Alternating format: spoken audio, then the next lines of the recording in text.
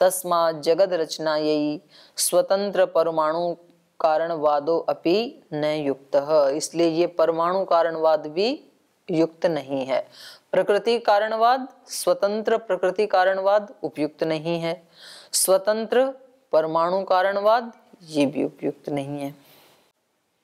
तो साइंस तो इसी को मानती है कि अपने आप हो रहा है, वो किसी चेतन को नहीं मानते। तो ये बहुत मतलब ऐसा प्रसंग है याद रखने योग्य, क्योंकि ये बातचीत चलती है ना। खोज भी की थी पहले ना कि पार्टिकल से विस्फोट करके एक सिस्टम। नहीं तो फिर वही प्रश्न आ गया कि वो विस्फोट किसने किया?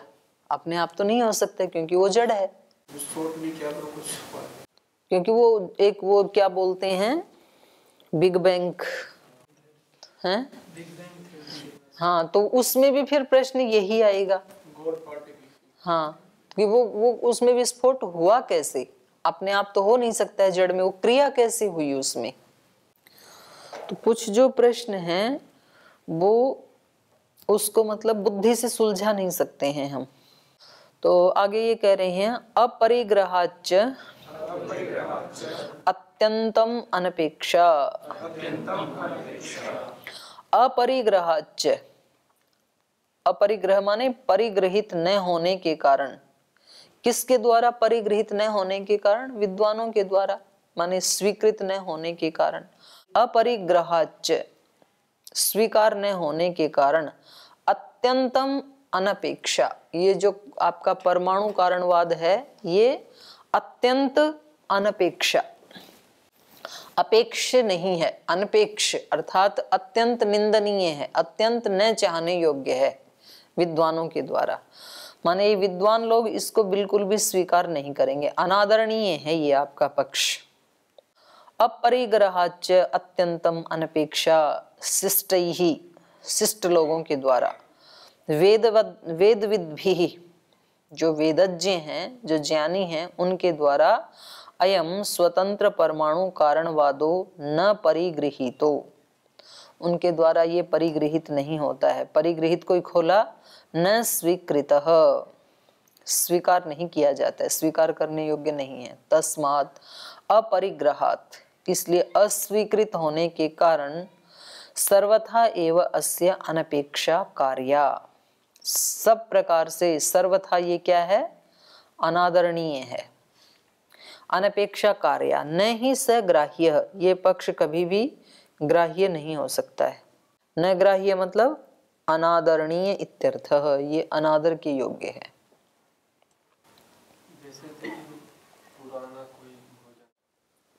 पुराना कोई भोजन जैसे सड़ गया तो उसमें उसकी जीव की उत्पत्ति कैसे हो गई? तो ये तो हमारे शरीर भी ऐसे ही हो रहे हैं। उसमें तो माता पिता का रजवीर्य, उसमें तो कोई चेतना नहीं है, चेतन तो हम प्राणी है ना, तो वो भी तो जड़ी चीज है, तो उसमें चेतन कैसे आ गया? तो हर चेतन प्राणी को एक प्रकृति का अनुकूल एक एटमॉस्फेयर मिलता है, उसमें वो पनपते हैं। नहीं, जड़ से नहीं मानेंगे ना, आया तो चेतन ही, कीट तो चेतन ही है ना, पर वो जो कीट है वो उस एटमॉस्फेयर में ही शरीर धारण करता है। माने सृष्टि भी जैसे प्रलय काल में भी तो सारी चीजें वही होती हैं, पर प्रलय के बाद एक स्थिति ऐसी आती है कि एक ऐसा एटमॉस्फेयर भगवान के द्वारा तैयार किया जाता है। जैसे ये भोजन किसी ने सड़ाया तो किसी चेतन ने ही तो डाला ना, तो वहां ब्रह्म की प्रेरणा से कोई एक ऐसा वायुमंडल तैयार हो गया, तो उसमें खास तरह की जीवात्माएं शरीर धारण करेंगी। तो इसलिए सृष्टि के आदि में जैसे ये आज हमें दिखाई दे रही है, ज्यों की त्यों सारी सृष्टि एकदम से तैयार नहीं होती है, क्रमशः होती है ना। तो अब वो शुरू शुरू में जो बना एटमॉस्फेयर बना, तो उसमें केवल ऋषि ही उत्पन्न होंगे, वो ही आत्माएं शरीर धारण करने के योग्य हैं उस वाले इन्वायरमेंट में। फिर आगे चल के उसमें चेंज होते गए, तो वो हो तो रहे हैं ब्रह्म की प्रेरणा से ही, लेकिन उसमें अलग अलग जीवात्माएं शरीर धारण करेंगी।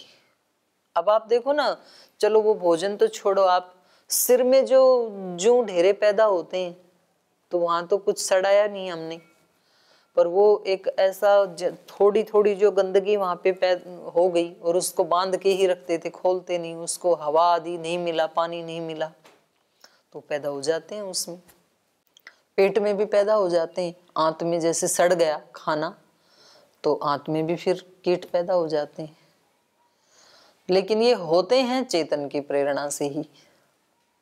तो माँ के गर्भ में हम सब भी पैदा हो ही जाते हैं, तो हम भी तो अंदर पैदा होने वाले ही कीट है ना, एक खास एटमॉस्फेयर में। और वो हर समय नहीं होते हैं, ये एक खास बात है। तो इसलिए अगर तो वो ऐसे ही होते हैं, केवल मात्र ये खाना खाने का सड़ना यही मात्र कारण होता, तो फिर हमेशा होने चाहिए थे। हमेशा नहीं होंगे, कभी होते हैं कभी नहीं होते हैं। जैसे इसी में आएगा, इसमें नहीं, न्याय दर्शन में आएगा कि ये जो आपके शब्द प्रमाण हैं, आज ही तो पढ़ेंगे हम शब्द प्रमाण का, कि वो कहते हैं कि पुत्रेष्टि करने से पुत्र उत्पन्न हो जाता है, तो हमेशा तो होता नहीं है, तो इसका मतलब तो शब्द प्रमाण झूठा है। तो इसमें चेतन नहीं मान सकते हैं आपकी अपने आप ही हो गया, उसमें ऐसे नहीं हो सकता है। उसको एक खास वो देना पड़ेगा, नहीं तो आप ग्राउंड में रख दो उसी खाने को, तब पैदा नहीं होंगे। और उसको आप ढक करके सड़ा के रखेंगे तो उसमें पैदा हो जाएंगे। तो ये मतलब एक भगवान का एक विधान है, कौन सा जीव कौन सा शरीर किस एटमॉस्फेयर में धारण करेगा, तो उसी से होगा। समुदाय उभय हेतु के पी तदा प्राप्ति ही। तो ये कह रहे हैं कि ठीक है, आप ये सृष्टि बनी और इसमें रूप आया, रस आया, ये धर्म आए, कहाँ से आए, ये सारा झंझट ही छोड़ो ना। सृष्टि को क्या समझ लो, एक समुदाय समझ लो, जो आप न्याय दर्शन में पढ़ रहे हैं ना, अवयवी और समुदाय, तो वो वाला प्रसंग है ये। कि ये जो आपको अलग अलग चीजें दिख रही हैं ना, ये हैं, हाँ ना पूर्व पक्षी का है ये। तो वो कह रहे हैं समुदाय उभय हेतु के पी, जे एक तो बाह्य संसार है, एक तो आंतरिक संसार है। बाह्य संसार तो जो दिखाई दे रहा है वो ही है, और आंतरिक संसार है चित्त से जुड़े हुए विचार भाव आदि, एक आंतरिक है। तो इन दोनों का उभय हेतु के पी समुदाय को मान लो, अवयवी को मानो ही मत। आदि में, सृष्टि के आदि में क्या है, परमाणु, और अभी सृष्टि के समय भी सब क्या है, परमाणुओं का समुदाय। आदि में वो बिखरे हुए थे, अभी वो इकट्ठे हो गए, समुदाय के रूप में आ गए, तो बस काम बन जाएगा। समुदाय उभय हेतु के पी तद अप्राप्ति, बोले नहीं, तब भी उसकी प्राप्ति नहीं होती है। किसकी, स्वतंत्र रूप से परमाणुओं के कारणवाद की। समुदाय उभय हेतु के अपि क्षणिकवादी नाम मते जगत इदम न परमाणुनाम कार्यम किंतु बाह्यम आध्यात्मिकम च भूत भौतिकम चित्त चैतम च दृश्यम जगन्नाम्ना यद अन्यैरुच्यते तत्खलु समुदाय मात्रम। तो देखिए ये कह रहे हैं क्षणिकवादी नाम मते। अब ये एक तीसरा मत चल पड़ा है, क्षणिकवाद। वाद चल रहे हैं ना अभी इस द्वितीय पाद में, पहले 3 वाद चले, अब ये चौथा वाद क्या है, क्षणिकवाद। इनका क्या कहना है कि हर क्षण में तो सब चीजें परिवर्तित हो रही हैं, तो कुछ भी यहाँ पर अवयव रूप में है ही नहीं, ये आपको भ्रम हो गया। सब परमाणुओं का ही पुंज है, परमाणुओं का ही समूह है, ऐसा इनका मानना है। क्षणिकवादी नाम मते इदम जगत न परमाणु नाम कार्यम, ये परमाणुओं का कार्य नहीं है। कार्य मतलब तो कोई नई चीज बनना, तो परमाणुओं से यहाँ पर कोई नई चीज नहीं बनी है। ये क्या, किन का मानना है, क्षणिकवादियों का। किंतु बल्कि क्या है, बाह्यम आध्यात्मिकम च, बाह्य क्या है, भूत भौतिकम, भूतों की सृष्टि और भूतों से बनने वाले भौतिक, तो इसको कहा भूत भौतिकम। और आध्यात्मिकम च चित्त चैतम, अंदर से एक सृष्टि है चित्त, और चैतम मतलब चित्त से संबंधित जो भी विचार भाव हैं, हाँ चित्त में होने वाले, तो चित्त से संबंधित हो गए ना। तो दो तरह का संसार है, भूत भौतिकम चित्त चैतम च दृश्यम जगन नामना यदुच्यते। तो ये दो प्रकार का जो दृश्य है जिसको जगत के नाम से कहा जा रहा है, तत्खलु समुदाय मात्रम। तो ये दोनों ही प्रकार का जगत कार्य रूप नहीं है, कोई नई चीज नहीं बनी है, बल्कि क्या है, समुदाय मात्र है परमाणुओं का। भूत भौतिकम तो परमाणु नाम समुदाय, जो भूत दिखाई दे रहे हैं पंचभूत आपको सृष्टि में, और भूतों से बने हुए ये बहुत सारी जो वस्तुएं दिखाई दे रही हैं आपको, वो सब तो क्या है, परमाणु नाम समुदाय, परमाणुओं का समुदाय है केवल। अब ये बात वहां पर भी आई थी ना कि आप समुदाय किसको कहते हैं, न्याय दर्शन में भी आया था ना, समुदाय आप एक ही परमाणु को, परमाणु के अनेक संयोग, इसको आप समुदाय कह रहे हैं, या फिर अनेक परमाणुओं का संयोग, या एक ही परमाणु का अनेक संयोग, तो आप किसको कह रहे हैं। तो बस यहाँ पर इन्होंने पूछा नहीं, भाष्यकार ने ये कह रहे हैं भूत भौतिकम तो परमाणु नाम समुदाय, ये जो भूत और भूतों से बना भौतिक संसार है ये तो केवल परमाणुओं का समुदाय है। चित्त चैतम च पंचस्कंधा नाम समुदाय, और जो चित्त है और जो चित्त से संबंधित जो भी भाव विचार आदि हैं वो क्या है, पंचस्कंधा नाम समुदाय, वो 5 स्कंधों का समुदाय है। ये पंचस्कंध क्या है ये अभी पढ़ेंगे हम यहाँ पे, तो थोड़ा इसको देख लेते हैं। परमाणु वस्तु खर स्नेह उष्ण और ईरण स्वभाव भूत भौतिके पृथिव्यादि रूपे समुदयन्ते। परमाणु किस किस स्वरूप वाले हैं, परमाणु वस्तु खर, खर मतलब खुरदरा कठोर, परमाणु जो है एक तो उनमें खर गुण है, माने खुरदरापन कठोर वाला, तो ये तो पृथ्वी हो गया। तो ये खुरदरे खुरदरे जो परमाणु मिले उनसे क्या बन गया, पृथ्वी। और परमाणु कैसे हैं, स्नेह, स्नेह गुण वाले हैं, स्नेह मतलब थोड़ा चिकनापन, तो वो जो परमाणु मिले तो उससे क्या बन गया, जल बन गया।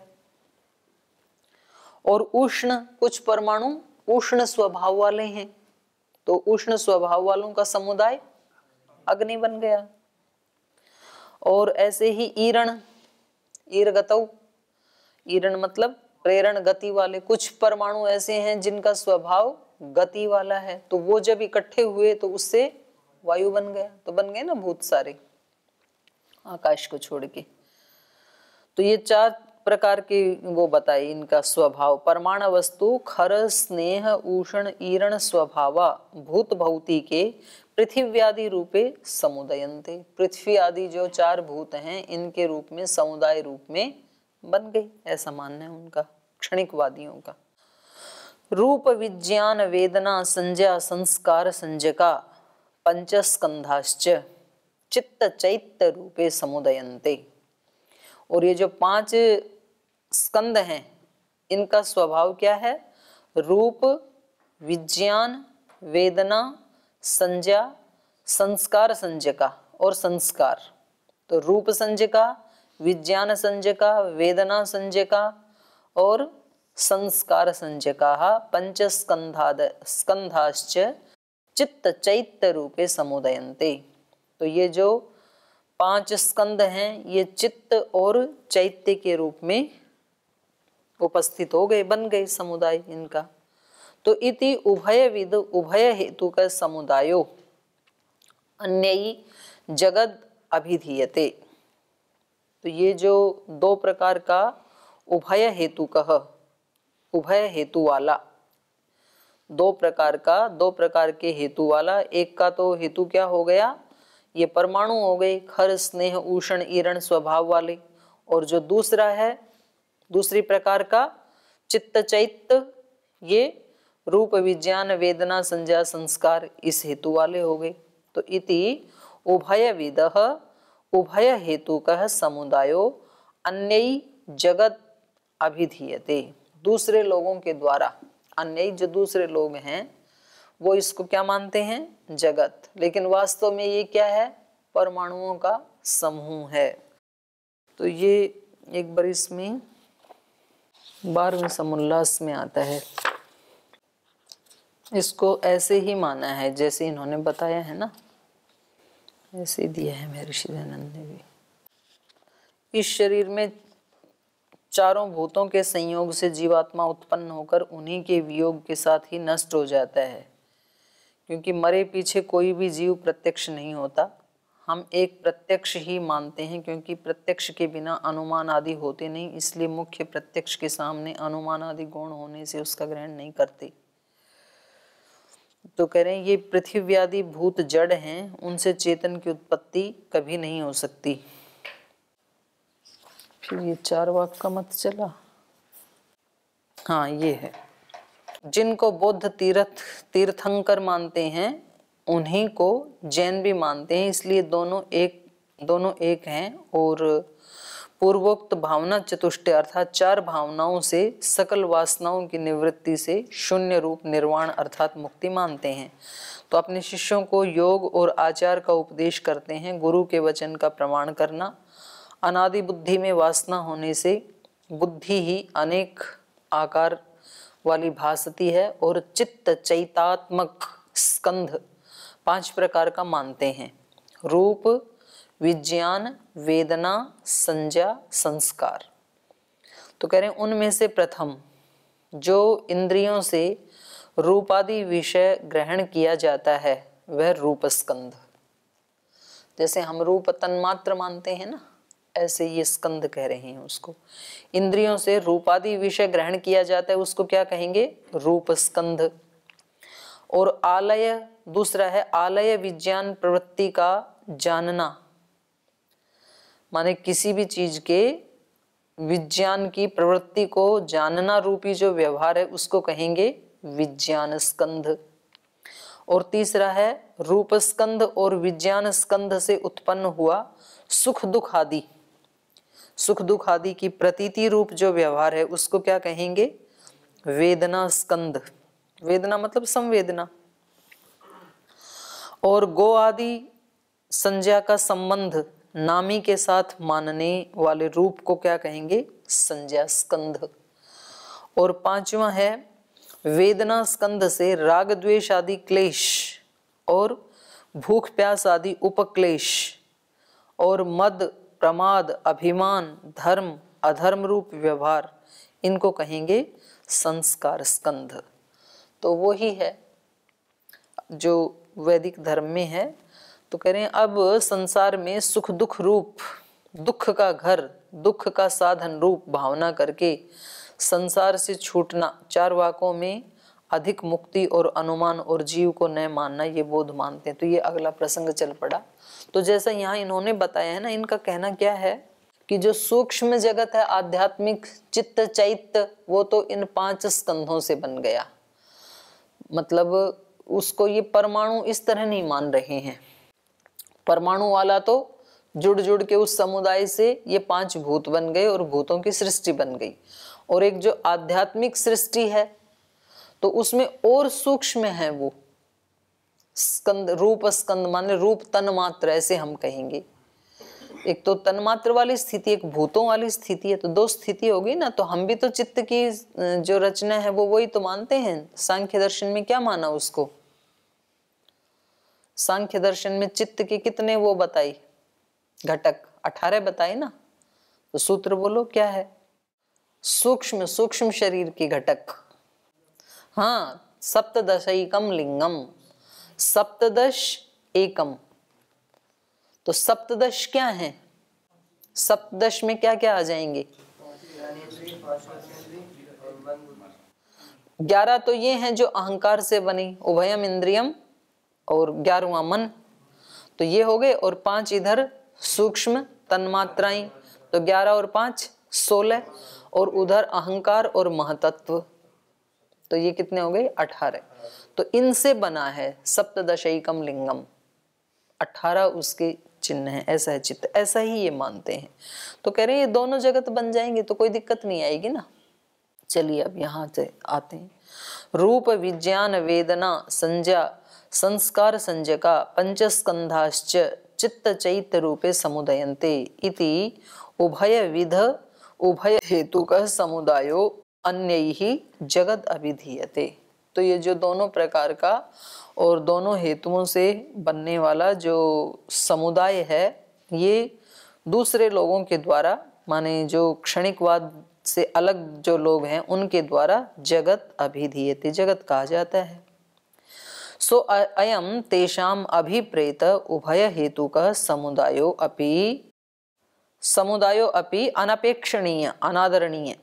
तो कह रहे हैं सो अयम, तो वह यह तेषाम अभिप्रेत, उनको जो अभिप्रेत है, उभय हेतुकः समुदाय, दोनों हेतु वाला ये जो समुदाय है, उभय हेतु वाला माने 5 भूत हेतु हैं एक में और दूसरे में 5 स्कंद हेतु हैं, जो ऐसा जो समुदाय है, ये समुदायो अपि अनपेक्षणीय, अनपेक्षणीय मतलब अनादरणीय, ये भी अनादरणीय, तद अप्राप्ति ही, क्योंकि तस्य समुदायस्य असिद्धिर ही भवति, क्योंकि इस समुदाय की ही असिद्धि है।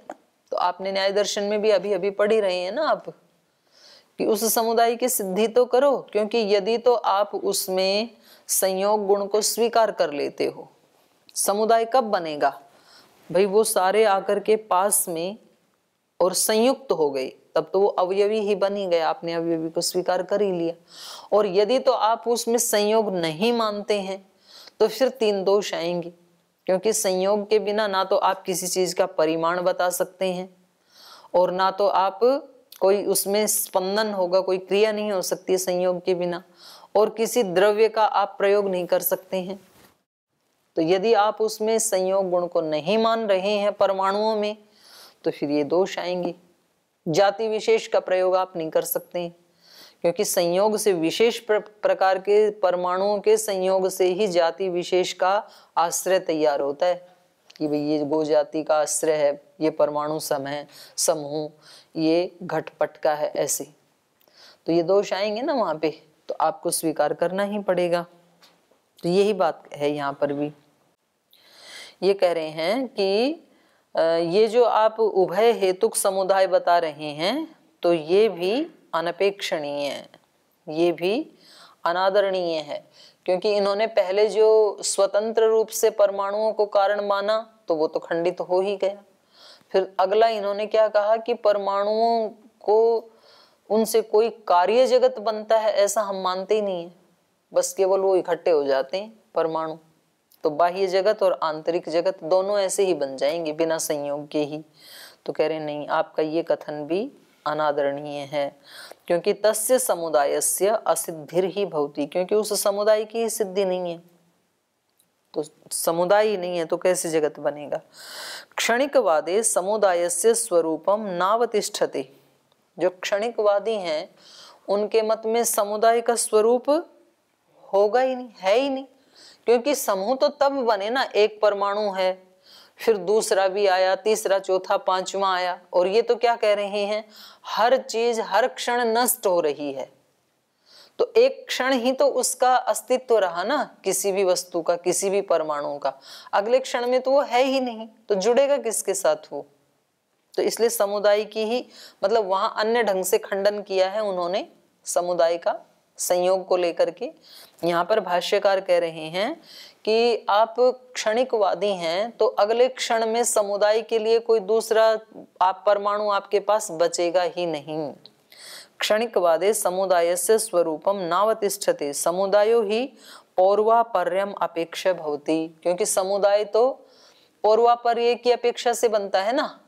समुदाय कब बनेगा, उससे पूर्व वाला परमाणु, फिर उससे पूर्व वाला परमाणु, फिर उसके पर वाला परमाणु, और उन सब को एक जगह इकट्ठा कर दो, तब तो समुदाय बनेगा।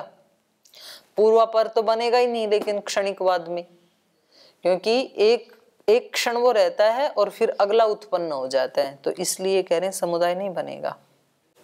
तो एक क्षण में जैसे बहुत सारे उत्पन्न हो गए, एक क्षण में बहुत सारे हुए पर वो अगले क्षण में तो सारे नष्ट हो जाएंगे, तो आपको वो इकट्ठे दिखाई कहाँ देंगे? मतलब उनका पौर्वापर्य बनेगा ही नहीं ना। एक एक क्षण में आप कह रहे हो कि खूब सारे परमाणु हैं, पर जब आप उनको देखेंगे अगले क्षण में, तब तक तो नष्ट ही हो जाएंगे, तो उनका अस्तित्व ही नहीं रहेगा। तो ये कह रहे हैं पूर्वापर्यम अपेक्षते समुदाय यदा ही पूर्व परमाणु, और अभी वैसे भी ये जाति में ले रहे हैं, यदा ही पूर्व परमाणु स्कंधो वा क्षणिक अथ च उत्तरश्च परमाणु स्कंधो वा क्षणिक, पहले वाला भी क्षणिक है पर वाला भी क्षणिक है, तर्हि को ही कस्मिन खलु संगच्छेत, तो कौन किसके साथ जुड़ेगा? पहले वाला नष्ट होने पे तो अगला उत्पन्न होता है, दूसरे वाला नष्ट होने पर तीसरा होता है, तो कौन किसके साथ जुड़ेगा? एकस्मिन क्षणे पूर्वोत्तरयो अनवस्थानात्, एक ही क्षण में उससे पूर्व वाला और उससे उत्तर वाले की अनवस्था होने से मिलेगा ही नहीं। क्षणिकवाद में ना पहले वाला मिलेगा ना उत्तर वाला मिलेगा, और यदि मिलेंगे तो क्षणिकवाद खंडित होगा, फिर तो आप दिखा नहीं सकते समूह को। तत्र नास्ति संगति अवसर, इसलिए उनके संगत होने का तो कोई अवकाश ही नहीं है, इकट्ठे होंगे ही नहीं क्षणिकवाद में। समुदायो न केवलस्य एकस्य भवति, क्योंकि क्षणिकवाद में तो केवल एक का ही अस्तित्व है, इस क्षण में जो परमाणु है उसका अस्तित्व है, और उसका कभी समुदाय बन नहीं सकता है। समुदाय तो न एकस्य केवलस्य समुदायो भवति किंतु द्वयोः संगतिरेव समुदाय, दो या दो से ज्यादा की संगति होगी तो समुदाय बनेगा, तो इसलिए ये समुदायवाद भी खंडित हो गया। तो शेष कल पढ़ेंगे, आज यहीं विराम लेते हैं। ओम